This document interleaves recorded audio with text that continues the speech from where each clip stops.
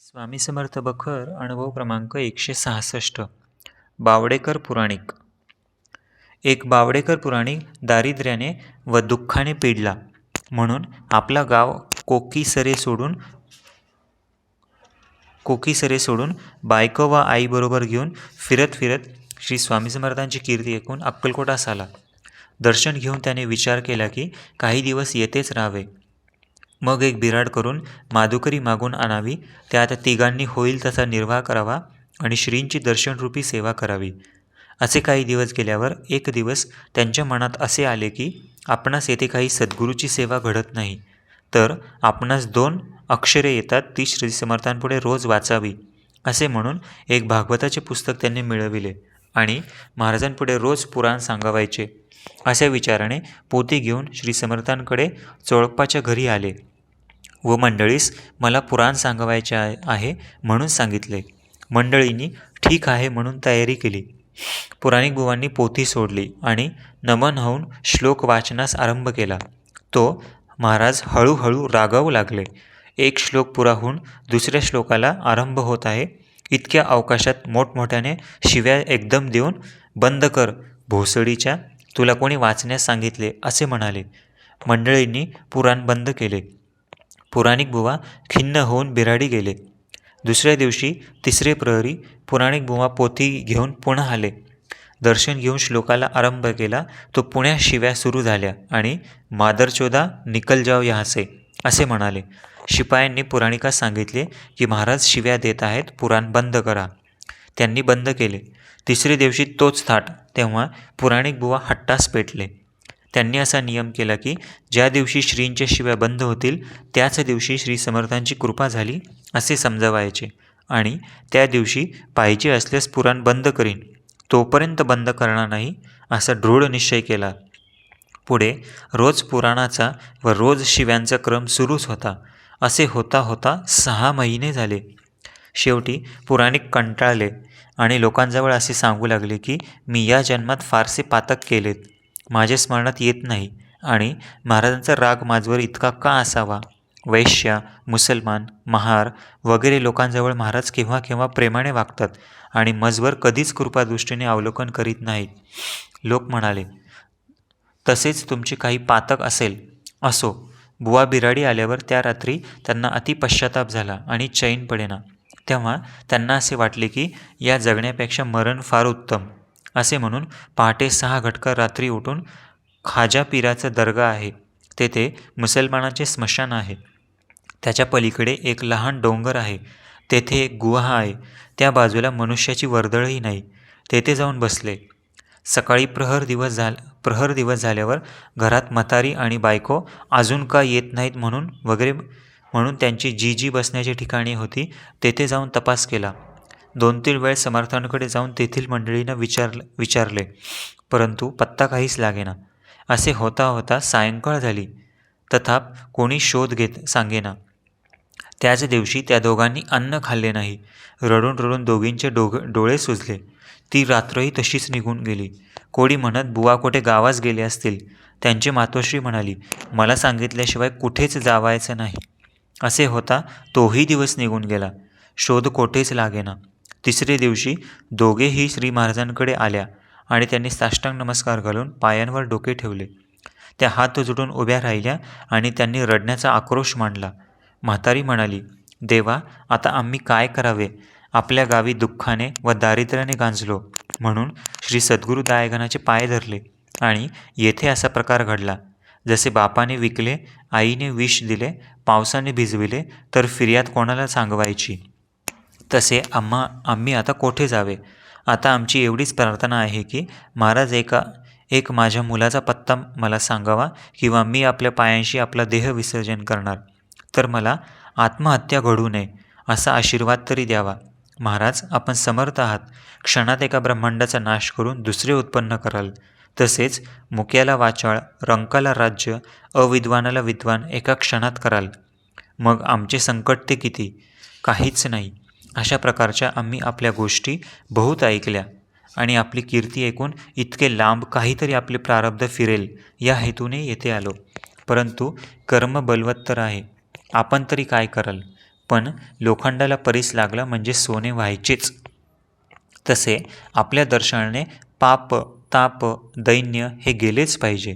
म्हणून महाराज आता या दीन गायींवर कृपा करून संकटातून मुक्त करावे, असे म्हणून दोघींनी रडून रडून आकांत केला. जवळच्या मंडळीसही गहिवर आला, परंतु महाराज मात्र पोट धरधरून हसत होते.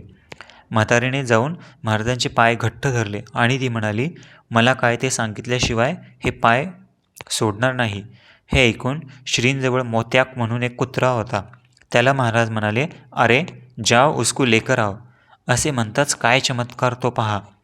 हे श्रींचे शब्द कानी पडताच कुत्रा नीट चालला. तो ज्या ठिकाणी ते पुराणिक बुवा होते त्या ठिकाणीच गेला. पुराणिक बुवांनी कुत्र्यास पाहताच कुत्र्याला ओळखून महाराजांनी मला बोलवण्यास पाठविले असे मनात आणून बुवा कुत्र्याच्या मागून श्रींच्या दर्शनास आले.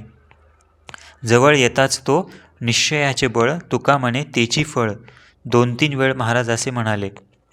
पुराणिक बुवांनी धावत धावत येऊन श्रींचे पाय घट्ट धरले व त्यांच्या पायास मातोश्रीने व बुवांनी आपल्या अश्रुपातांनी स्नान घातले आणि हात जोडून महाराजांचे आम्ही काय उत्तीर्ण व्हावे असे म्हणत दीनमुद्रेने श्री समर्थांची प्रार्थना करू लागले. महाराज म्हणाले, बैस बैस. सर्वत्र मंडळीस मोठे आश्चर्य वाटले. विशेष आश्चर्य हे की श्री स्वामी समर्थांची आज्ञा पशुपक्षीसुद्धा वंदन करून करीत असो. 2 दिवसांची पारणे त्रिवर्गांनी 3रे दिवशी बिराडी जाऊन सोडले व पुन्हा 3ऱ्या प्रहरी पुराणिक बुवांनी पुराणास आरंभ केला. श्री स्वामी समर्थांनी प्रेमाने पुराण ऐकले. पुढे थोड्या दिवसांनी एक रात्री पुराणिक बुवास एक स्वप्न पडले की आपण पूर्वजन्मी कसाई असून पुष्कळ प्राण्यांचा वध केला. त्यात काही गोहत्याही घडल्या. पण एक दिवस कसाई स्नानास गेले असता घाटावर एक ब्राह्मण फाटका पंचा नेसला असून थंडीने कापत होता. हे कसायाने पाहून एक धोतर आणि एक घोंगडी त्या ब्राह्मणास त्याने दिली. त्या पुण्याईच्या योगाने त्याला ब्राह्मण जन्म झाला. परंतु पातक फार असल्याकारणाने नेहमी दुखणी आणि दारिद्र्य यांनी ती त्रिवर्गही पिडलेली होती असे त्याला दिसून आले. तो जागा झाला आणि विचार करतो की काय हे स्वप्न मला पडले. नंतर प्रातःकाळी स्नान करून श्रींच्या दर्शनास गेला. हात जोडून उभा आहे. तो महाराज म्हणाले, आपले पाप काय आहे त्याचा विचार न करता दुसऱ्यावर दोषारोपण करणे माधरचौदा या ज्ञानास काय म्हणावे. किती प्राणी मारलेस याचे स्मरण झाले ना तुला. असे श्रींनी म्हणताच पुराणिक बुवास खून पटली. मग काय विचारता. जसा सूर्य उगवला म्हणजे सर्वत्र प्रकाश होतो त्याचप्रमाणे त्याच्या बुद्धीच्या ठिकाणी महाराजांच्या कृपेने ज्ञानप्रकाश झाला. त्यात पायांवर मस्तकात ठेवून हात जोडून प्रेमाश्रू वाहत आहेत अशा स्थितीत म्हटले, महाराज आम्ही आपल्या पायात अंगाच्या कातड्याचे जोडे करून जरी घातले अथवा प्राण जरी अर्पण केले तरी काही केलेच नाही. जन्मजन्मीचे सार्थक झाले असे म्हणून तो खळखळ रडू लागला. आता हे पाय जन्मपर्यंत सोडावायचे नाहीत असा निश्चय करून श्रींची आज्ञा घेऊन तो बिराडी गेला व श्रींचा निस्सीम भक्त झाला. पुढे त्यासला अनुग्रह होऊन महाराजांनी पूर्ण कृपा झाली. निश्चयाचे बळ तुका म्हणे तेची फळ. श्री स्वामी समर्थ. जय जय स्वामी समर्थ. अनुभव क्रमांक 167. संबंधी उपद्रवाचा ब्राह्मण. एक संबंधी उपद्रवाचा ब्राह्मण व त्याची स्त्री उभयता अक्कलकोटास आली. ब्राह्मण नेहमी वेडेचार करी. त्याच्या बायकाने मधुरी मागून आणावी, त्याला खाऊ घालावी व हातातून त्याला जिकडे तिकडे फिरवीत असावे. ब्राह्मणाने लोकांच्या अंगावर थुंकावे, शिव्या द्याव्या वगैरे उपद्रव करीत असे. बाईने लोकांची प्रार्थना करून त्यांचे सांत्वन करावे. अशी ती सती होती. सायंकाळी बाई वेड्यास हातात धरून श्रींच्या दर्शनास आणीत असे. परंतु समर्थांचे दिव्य दर्शन घेण्यास त्याला मोठे संकट पडे. आरतीच्या वेळी तर तो मोठी मौज करी. त्याच्याने ते रूप पाहावत नसे म्हणून तो डोळे मिटून पळून जावायस लागे. बाईच्या ठिकाणी आर्जव शक्ती असल्याने सेवेकरी तिजवर प्रेम करीत असो. पळून जाऊ लागला म्हणून 2-4 त्याला धरावे, पण तितक्यांनीही तो पुरेपुरे करी. आरती त्याच्याने ऐकवत नसे म्हणून तो कानात बोटे घालीत, नाचून व लोळून आपल्या अंगाचे पाणी करून घेई. असे बरेच दिवस झाले. बाईची नेहमी आपला नवरा बरा होण्याबद्दल श्री समर्थांजवळ प्रार्थना चाललीच होती. असे असता एक दिवस तो संबंध बोलू लागला की दत्ताच्या दरबारात न्याय नाही, मला उगीच स्वामी मारतात असे म्हणून मोठमोठ्याने किंकाळ्या फोडू लागला. महाराज म्हणाले, क्यों रोता है? तेव्हा तो म्हणाला, महाराज, याने माझे 2,000 रुपये बुडविले. मी कृपण असल्याकारणाने आत्महत्या करून घेतली. त्या योगाने पिशाच्च झालो. माझे रुपये बुडविले नसते तर अशी दशा मला का प्राप्त झाली असती? म्हणून माझा महाराजांनी अवेर न करताच यथार्थ न्याय करावा. याने माझे रुपये देऊन माझी क्रिया करावी, म्हणजे मी जाईन. महाराज म्हणाले, अरे तो दरिद्री आहे. ते ऐकून तो म्हणाला, मीच याला दरिद्री व संतानहीन केले, तरी आता माझे रुपये द्यावे. श्री समर्थ म्हणाले, त्याने सेवा केली, हे रुपये तुला पोचले नाहीत काय? तो रोगाने संतप्त होऊन म्हणाला, रुपये दिल्याखेरीज मी त्याला कधीही सोडणार नाही. ते ऐकून महाराज हसू लागले व एकाचे डोकीचे पागोटे घेऊन त्या एक पदर एक मनुष्याच्या हातात दिला व आपणाजवळ एक वाटोळ्या भोकाचे लाकडाचे घर होते, त्यात तो पदर घालून त्या मनुष्याला ओढ म्हणून श्रींनी आज्ञा केली. त्याप्रमाणे तो गृहस्थ ते पागोट्याचे टोके धरून ओढू लागला. तशी तशी संबंधी उपद्रवाचा ब्राह्मणाच्या अंगास, पायास व हातास कळ लागू लागली आणि त्याची जमिनीवर अगदी मोठ पडली. तेव्हा मोठमोठ्याने संबंधी रडू लागला व महाराज, मला सोडवा, मला सोडवा, मी अतपार रुपये मागणार नाहीत, आपण सांगाल तसे ऐकेन असे म्हणाला. तरी महाराज काही बोलले नाहीत. पागोटे सगळे भोकातून काढले. त्या सरसा त्याच्या तोंडातून फेस येऊन तो मूर्छित पडला. डोळे पांढरे करून निश्चेष्ट झाला. त्याची बायको जवळ होतीच. ती फार घाबरली. श्रींचे पाय घट्ट धरून रडू लागली व मला चुडेदान द्यावे, मी अनाथ आहे, मचकडे पाहावे, अशी श्रींची प्रार्थना करिता दयाघन महाराज कळवले आणि त्याच्या अंगावर आपला जोडा फेकला. त्याचबरोबर संबंध उठून म्हणाला, महाराज, मला आता काय आज्ञा होत आहे? श्रींनी उत्तर दिले, त्या समोरच्या झाडावर बैस. असे म्हणून जवळच एक चिंचेचे झाड होते, ते बोटाने दाखवले. मग तो तिकडे थोडा वेळ चळवळ करून त्या ब्राह्मणाला सोडून गेला. ब्राह्मण शुद्धीवर आला. बाईला मोठा आनंद होऊन तिने प्रेमाश्रूंनी श्रींचे चरण धुतले.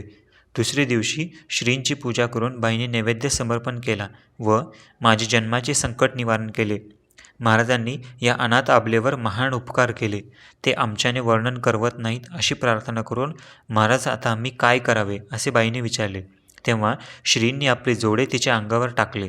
ते तिने घेऊन तो प्रसाद शिरसास मान्य करून ती आपले बिराड आली. त्या जोड्याचे ती पूजन वगैरे करीत असे. श्री स्वामी समर्थ. जय जय स्वामी समर्थ. अनुभव क्रमांक 168. मराठा साधूस विठोबाचे दर्शन. गिरनार पर्वतावर कृष्णगिरी, भारतीबुवा आणि रामपुरीबुवा यास महाराजांनी दर्शन दिले. एक मराठा तरुण साधूस मंगळवेड्यास दर्शन देऊन त्याला असे सांगितले की द्वारकेस जाऊन पैशाच्या आकृतीच्या खापूरकुट्या कर, म्हणजे तुला विठोबा भेटेल. त्याप्रमाणे तो द्वारकेस जाऊन तसे करून लागल्यावर त्याला भगवंताने 3 वेळा प्रत्यक्ष विठोबाच्या रूपाने दर्शन दिले. श्री स्वामी समर्थ. जय जय स्वामी समर्थ. अनुभव क्रमांक 159. अळवणी बुवांची गोष्ट. एक अळवणी बुवा बडोद्यास राहत असत. हे जगन्नाथ गेले असता त्यांच्याबरोबर असलेल्या मनुष्यांचा ताप आल्यामुळे बाजारातून शिदा आणावयाचे सामर्थ्य कोणासच राहिले नाही. त्या ठिकाणी श्री स्वामी महाराज यांनी प्रकट होऊन कटीवर हात ठेवून अळवणी बुवांचे पुढे उभे राहिले. अळवणी बुवांनी ती तेजपूर्ती पाहून जरी त्यांना ताप आला होता तरी ते खडबडून उठले व त्यांनी महाराजास साष्टांग नमस्कार घालून हात जोडून संस्कृत भाषेत समर्थांची पुष्कळ स्तुती केली व आपण कोठे असता म्हणून विचारले. तेव्हा महाराज म्हणाले, सर्व स्थाने आमचीच आहेत, असे म्हणत म्हणत दिसेनासे झाले. हे पाहून बुवास मोठे आश्चर्य वाटले आणि पाहतात तो पलीकडच्या बाजूस पक्वानांनी भरलेली पात्रे त्यांच्या दृष्टीस पडली. त्यांनी मोठ्या धन्यता वाटून मग शिष्यांसह यथाच्छ भोजन केले आणि फिरत फिरत ते काही दिवसांनी अक्कलकोटास आले व जगन्नाथात पाहिलेली ती मूर्ती हीच अशी त्यांची ओळख पटताच मग काय विचारता, त्यांना प्रेम आवरेना. साष्टांग नमस्कार करून काही दिवस श्रींची यथाशक्ती सेवा करून आपली झालेली हकीकत सर्व सेवेकऱ्यास सांगितली. श्री स्वामी समर्थ. जय जय स्वामी समर्थ. अनुभव क्रमांक 170. डॉक्टर वामन गोपाळ.